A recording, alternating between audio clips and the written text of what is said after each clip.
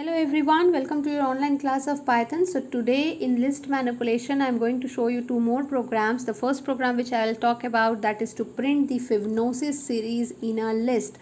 Yes student, we have already done this Fibonacci series program with the looping, now in looping chapter actually, but today I am going to show you that how you can print the Fibonacci series in a list form.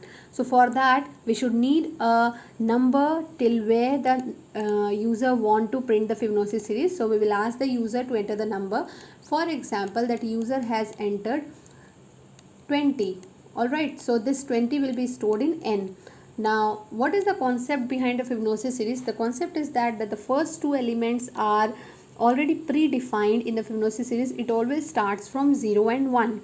So the first element of the Fibonacci series is always 0 and the second is always 1. So this concept we are knowing. So what we will do, we will take two variables wherein I am going to store the first two values, a is equal to 0 and b is equal to 1. Now moving forward, I need the third element to be printed.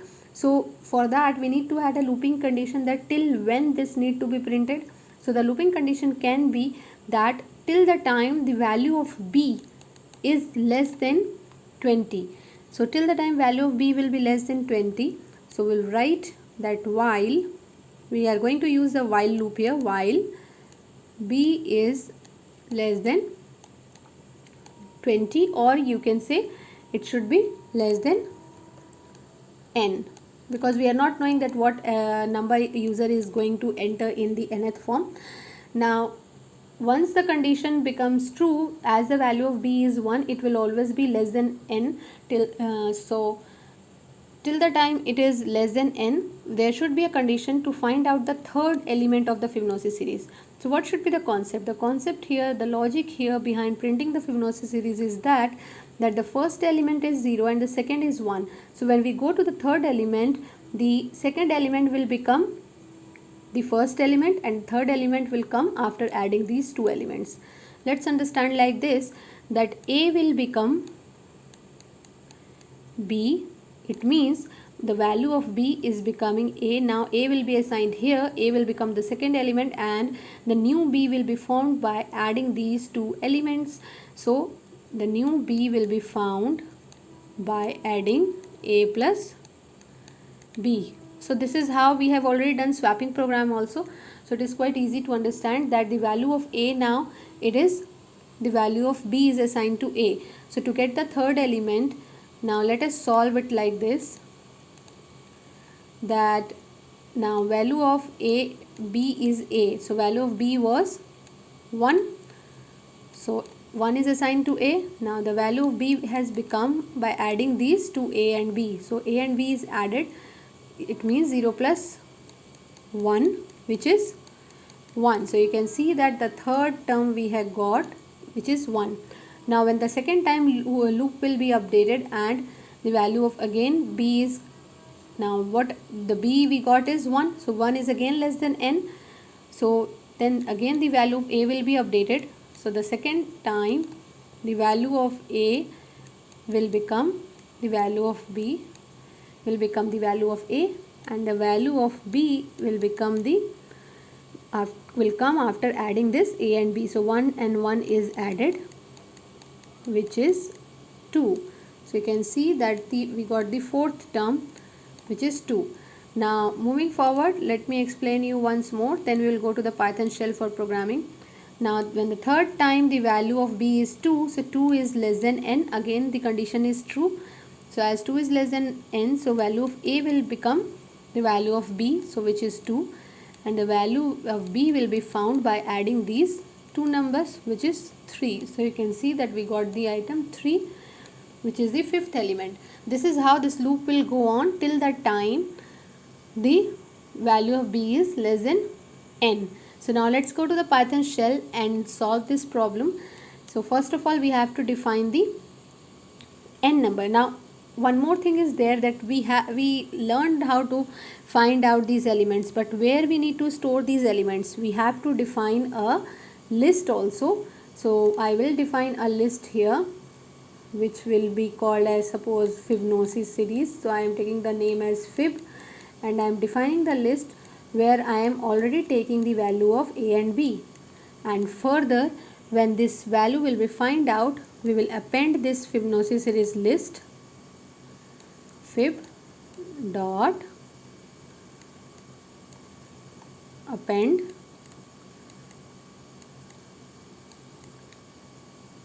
and then we will add the element of B, because A should not be added, only the B should be added. Alright, so this is how we will find out the Fibonacci series, and we will append the all elements of the Fibonacci series within a list, and then we will print this Fibonacci list. Now let's go to the Python shell and start the programming. So first of all, I am taking here the value of n, defining a variable name n, and then I am taking the input from the user by defining the input statement. Enter the value of n. Alright, so I have written here, or you can write any statement, enter the nth term. Now to print the Fibonacci series. Now what should be the, we have to initialize a and b. So I am writing here a is equal to 0 and then b is equal to 1. Now I am defining a fib list wherein I am writing here a comma b, because I know that the first two elements are known in Fibonacci series. It starts from 0 and 1. Alright, now I am writing here while loop while b is less than n till the time a comma b is equal to b comma a plus b. So now the value of b which we have, that has become the value of a, and the new value of b will be found out by adding the two values, which is a and b, which we have done here as well. Now that's we have done. Now we have to add the element inside the list only. So what I will write here, I'll write here fib dot append, and then I'm writing here b. Alright, so at the end when the loop will get false, I am printing this list. So let's execute the program and see what the output comes. So I'm saving this. Alright, so the program is saved. Now we will enter the nth term. So I'm writing the 20. You can see we got the Fibonacci series 0, 1, 1 plus 1 is 2, and then 2 plus 1 is 3, 3 plus 2 5, 5 plus 3 8, 8 plus 5 13, and 13 plus 8 21. So till the time this value was less than 20, it has printed. So this is how you will find out the output of a Fibonacci series and add those elements inside the list.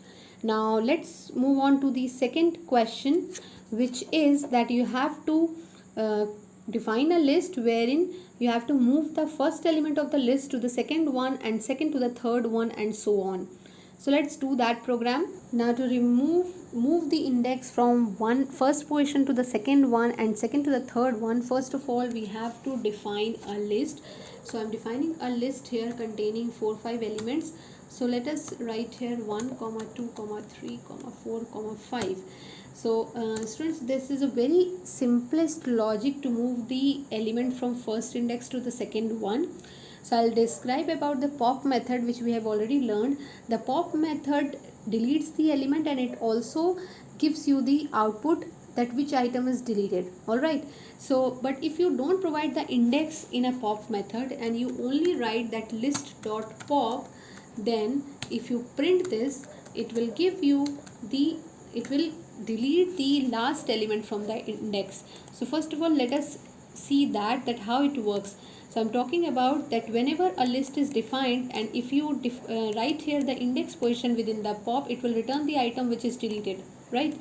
But if you don't write the index position, if you directly write list.pop, so it will always delete the last element from the index, or you can say last index element will be deleted. So the simplest way to you can say relocate this element from first position to the second one. So when we move first to the second one, so 1 will be coming here, 2 will come here, 3 will come here, 4 will come here, and 5 will go to the first position.